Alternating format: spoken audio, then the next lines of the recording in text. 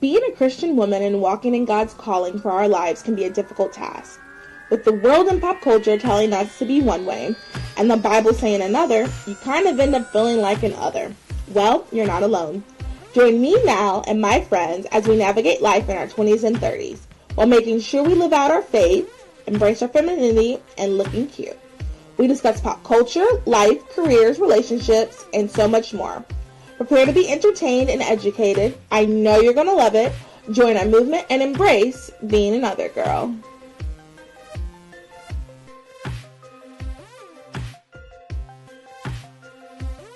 The views expressed on this podcast are our own and do not reflect our employers. Enjoy. Hello, everyone. You are listening to Those Are the Girls with Mallory and Friends. I'm Mallory, and we are changing culture and bringing back traditional values. Okay, everybody, I am so excited for this episode. This is actually our last interview of 2024, and I think it's perfect just because of everything that's going on in the climate and I asked you guys like what information you want to know about this topic. So I'm really excited for this. And a lot of people recommended Taycie, and I'm so glad that she's going to be on here. And we're going to be talking about US versus, how do you pronounce Skrmetti. Skrmetti. Yes. US versus Skrmetti.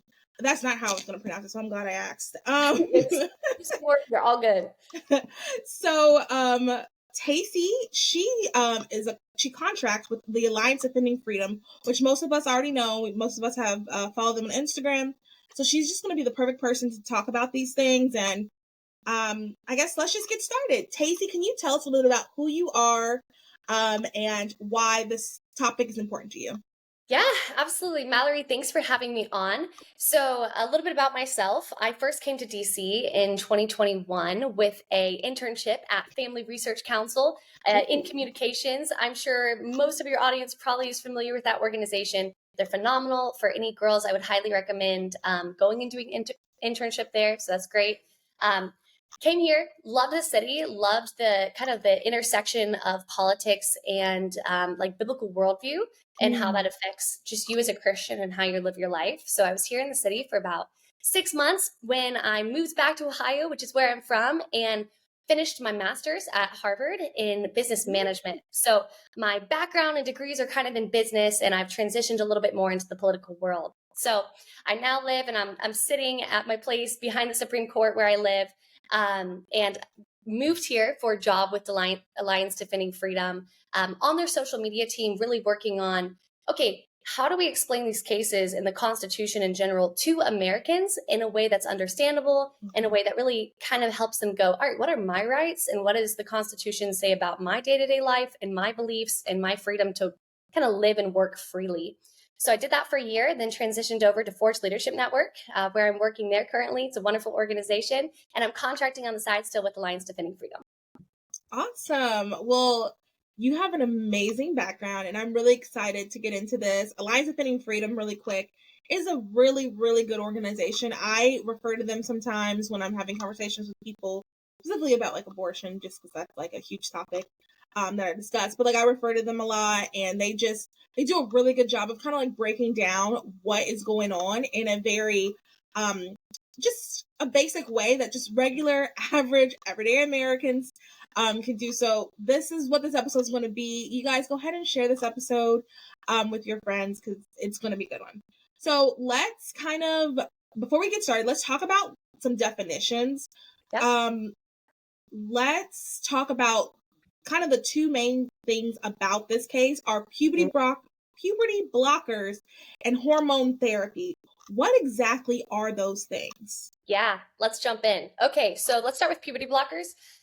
Puberty blockers are a medication that temporarily halt the kind of physical changes that occur during puberty. So they work by suppressing or slowing down, your body's production of sex hormones like estrogen and testosterone, which are responsible for the development of those kind of sexual characteristics that are unique to both men and women. So, breast, facial hair, body hair, your voice deepening, your muscle mass.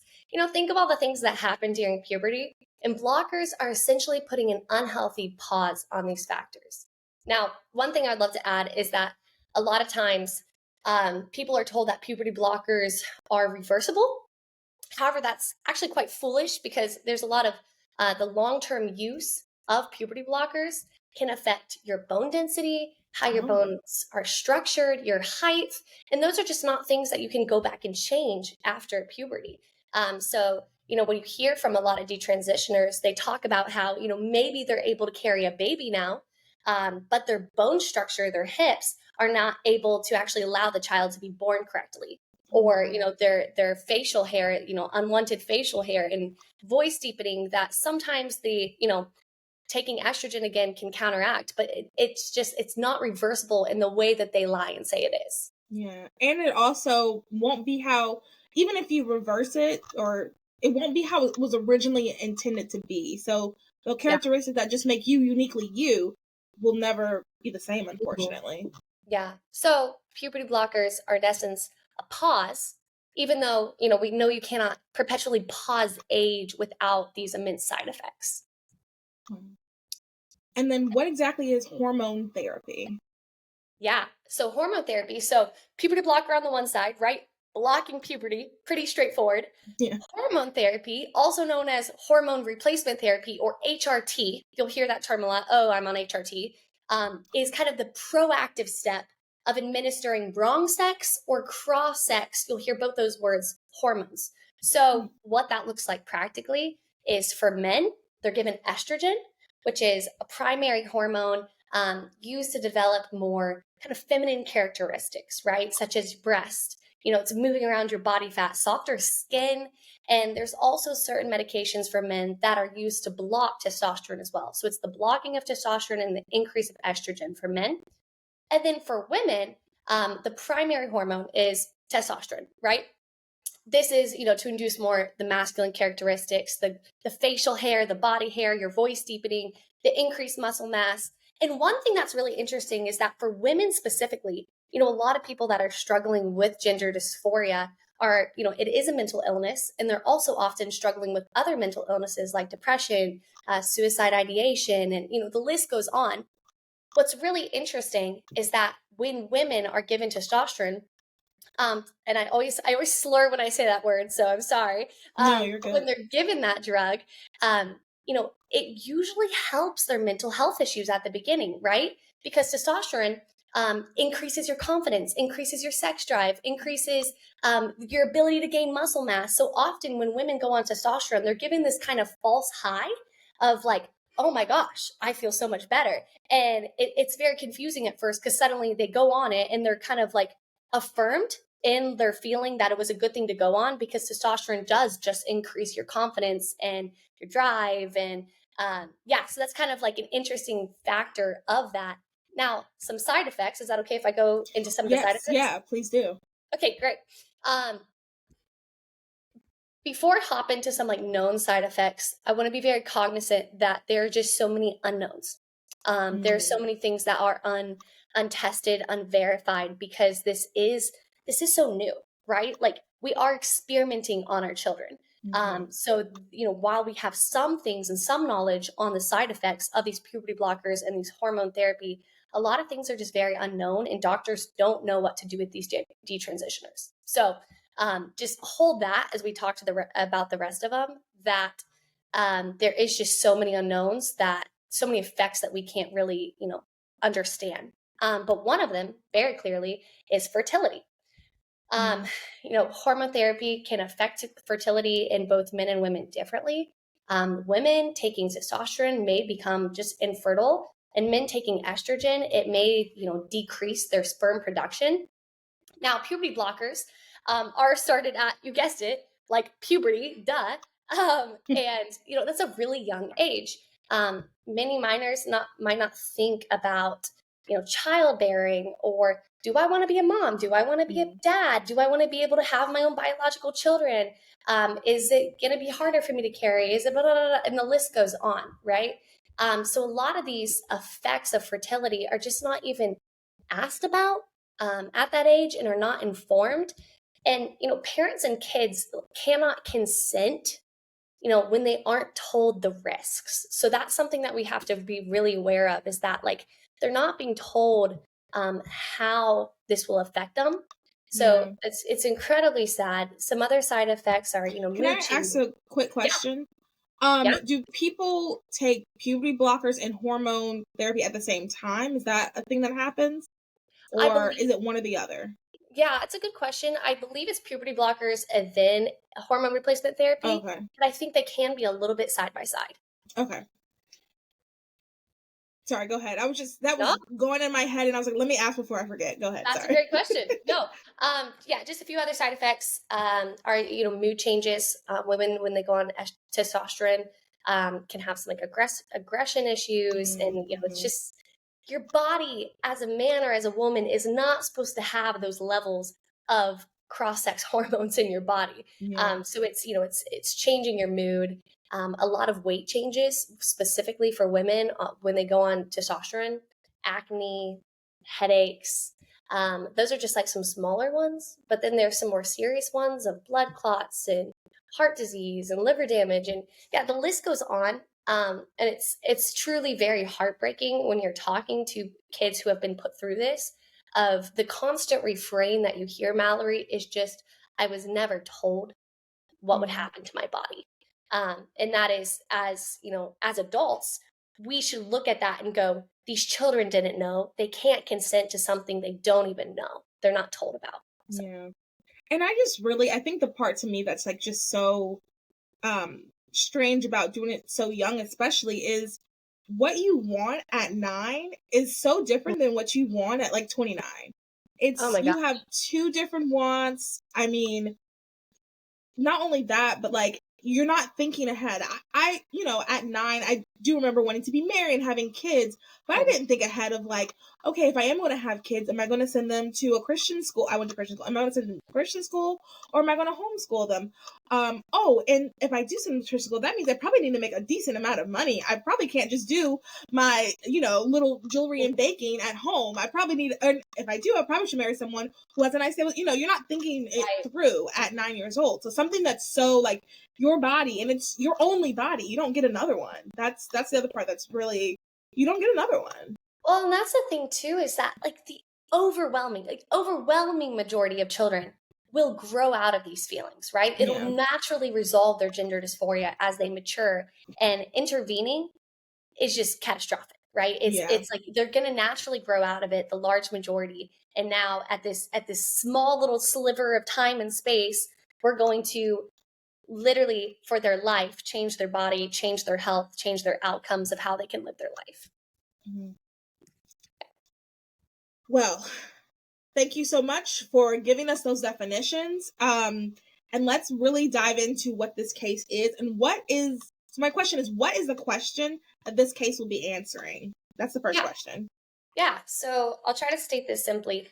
The question before the court is whether Tennessee's law that was passed in 2023 is allowed to continue to stand to protect children from these dangerous puberty blockers and hormone therapy.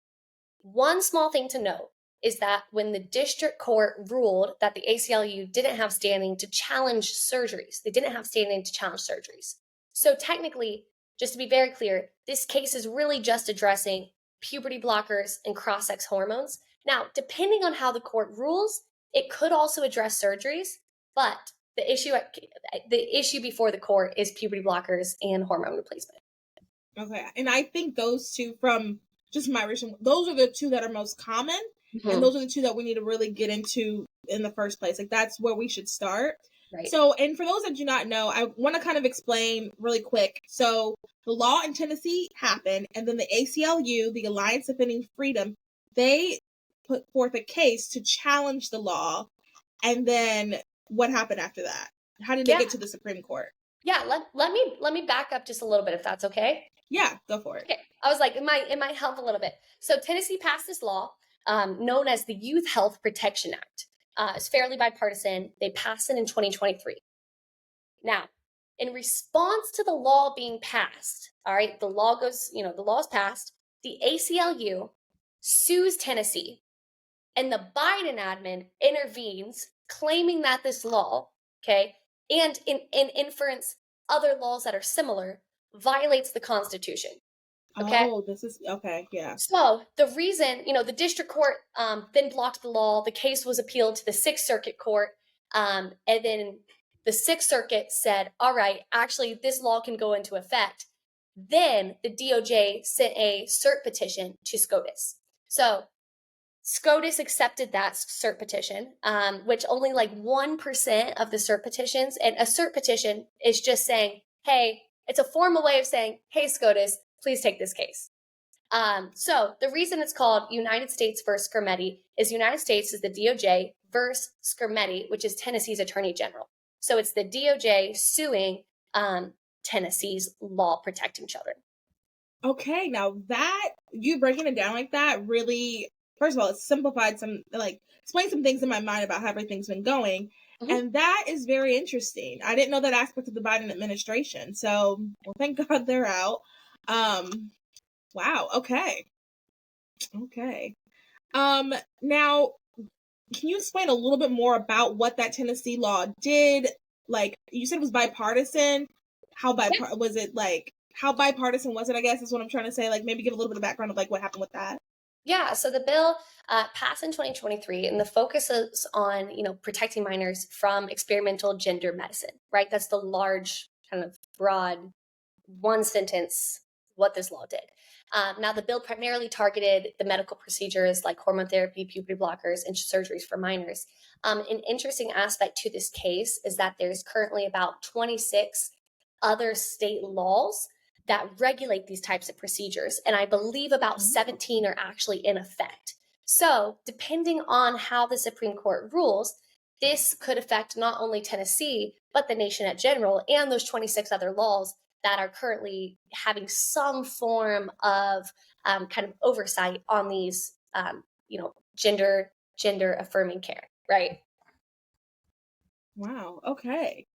Now, this case, like you said, however it's ruled in this case will affect all the other laws as well. Mm-hmm. Is this why this case is so important, or are there other factors that make this case like a huge milestone? Like, is it going to affect any other laws too, I guess, is another question. Yeah.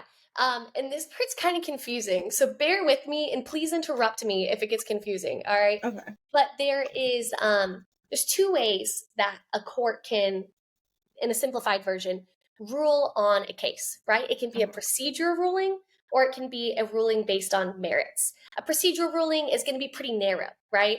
It's going to be like, we're ruling this, but it's actually because somebody messed up something, or it's very, very, very specific about this. When the Supreme Court takes up a case on the merits, which they did in Skrmetti, it means they're taking it up on the meat, right? The substance. All right, we're going to actually talk about the issues and address what does it look like to protect children from these drugs, these surgeries, etc. So the reason this case is such a big deal is because the Supreme Court took it up on the merits, which means that the ruling could be much broader than Tennessee. So It could actually address from a national level what it means like to protect children from these drugs. So that's the one side, right? It's not going to be a narrow ruling for, most people are saying it's going to be a larger ruling, probably larger than Tennessee, and affect those 26 other states. Now, the other side, and this is where it gets a little confusing, is that the argument from the liberal side, and this is the reason the Biden administration said that this law violated the Constitution. When they said it violated the Constitution, they were saying it violated the Equal Protection Clause. So the Equal Protection Clause is a part of the 14th Amendment, and I'm just going to read it really quick. Let me hold up. It says, no state shall deny to any person within its jurisdiction the equal protection of the laws. So what does that mean? It's basically requiring states to treat all individuals in similar situations equally under the law, serving as like kind of the foundation for, think of a lot of landmark Supreme Court decisions, Obergefell, Brown v. Board of Education. One cool little side note is that on top of the Supreme Court, if you come to DC and you're visiting and you're walking around, etched in marble, it says equal justice under law. So, it's kind of echoing this sentiment that the Equal Protection Clause has, that the law is impartial to race, to sex, etc. Mm-hmm. So the reason the DOJ is saying that this clause this case should be protected by this clause is that it's trying to argue this case from a sex standpoint. So it's saying, actually, you're saying that, minors can't do this because you're discriminating kind of from an LGBTQ standpoint of, oh, you're not letting them do that because you're discriminating against, people who might feel this way or, want to transition. Interesting. Yes. But the thing is, if the Supreme Court classifies the law, the Tennessee law, in this way, then it would be kind of like a suspect kind of classification or law or distinction, and would most likely rule against. However, if the classification is one that isn't considered suspect, like age, there's a lot of laws that protect minors, the court will look more favorably at the law. Take a deep breath. That was a lot. That's one of the big reasons this is a really important case, and it's just so in the weeds. It's just confusing. Yeah. Wow. Wow.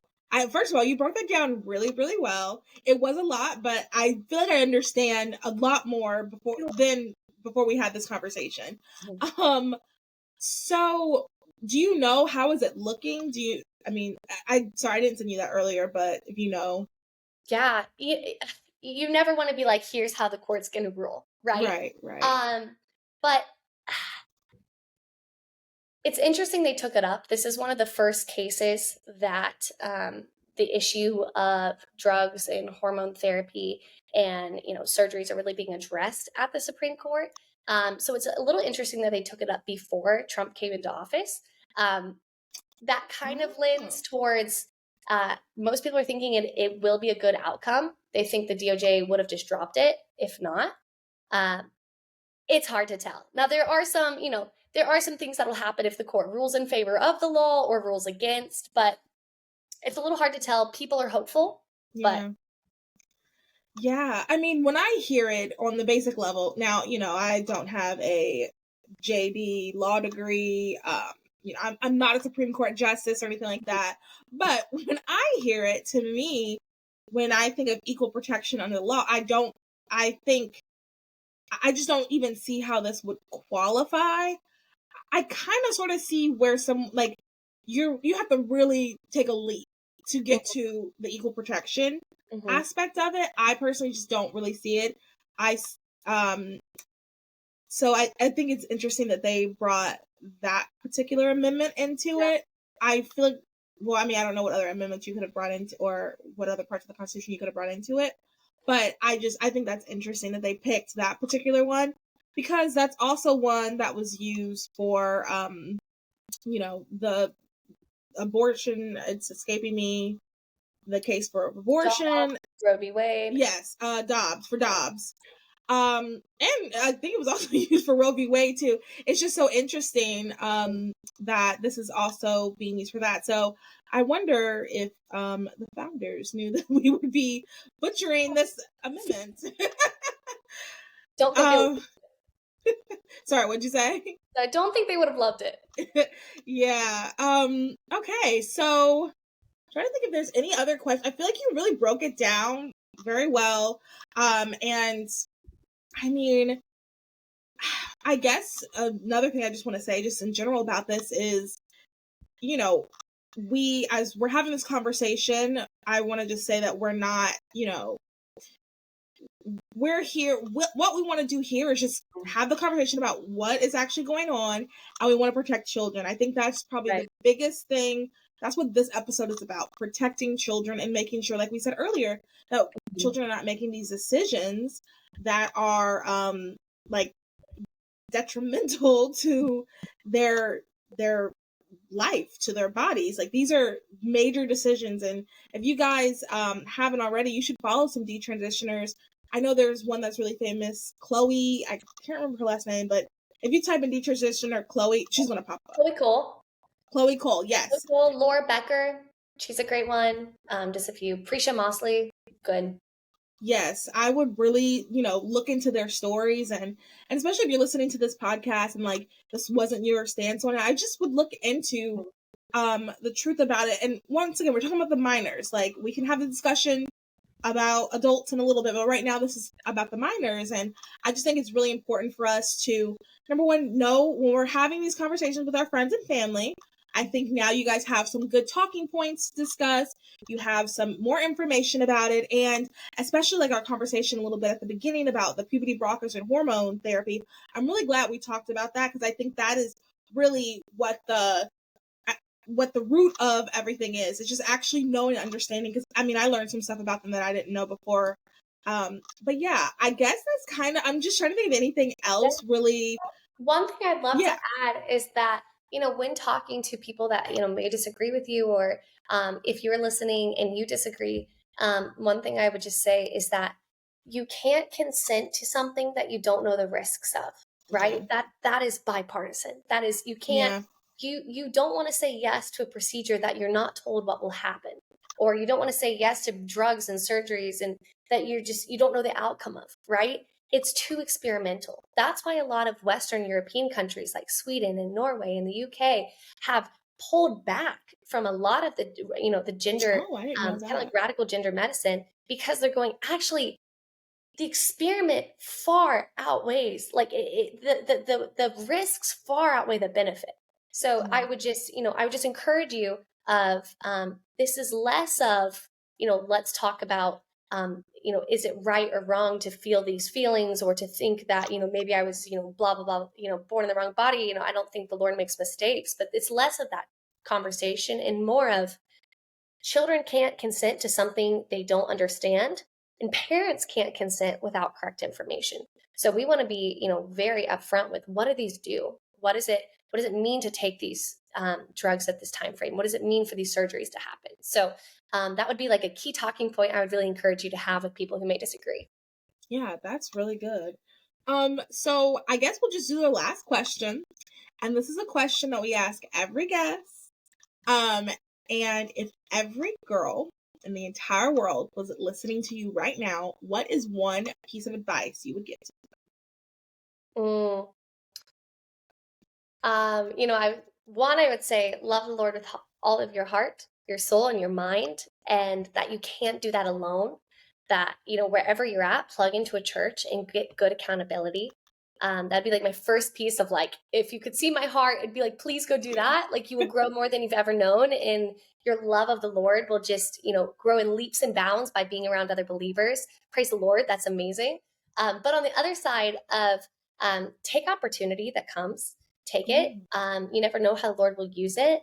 And just be very confident in the talents and the abilities the Lord has given you. And if He's given you platforms, stand on them with pride, and stand on them with all of the eagerness to serve the Lord there. And just doing that with hey, it's okay if the Lord has given you the desires to, be involved in politics, or be a mom, or whatever that looks like, to enter into it very boldly. I love that. Thank you so much, Taycie, for coming on. Seriously, this was such a good episode. I also love that we kept it under 30 minutes, because A, that means people are going to listen. And B, that means that you did such a very concise, it was very understandable. Perfect. Thank you so much for coming on. Thanks for having me on. It was great to be here. Yeah, and everyone listening, thank you so much for listening. Make sure that you rate, review, subscribe on YouTube and on Spotify. Now you can leave comments on Spotify. Let us know if you learned something. Let us know if you have an experience where you were having a conversation with someone about this, or if you're listening and you just happen to be someone who detransitioned. Let me know. And if you ever want to come on the podcast and tell your story, like, you're more than welcome. Comment any thoughts, questions, suggestions. Like I said, this is the last interview of 2024. Look forward to some new fun things in 2025. Yeah, thank you again, Taycie, and everyone have a good day, night, evening, however, wherever you're listening. Bye.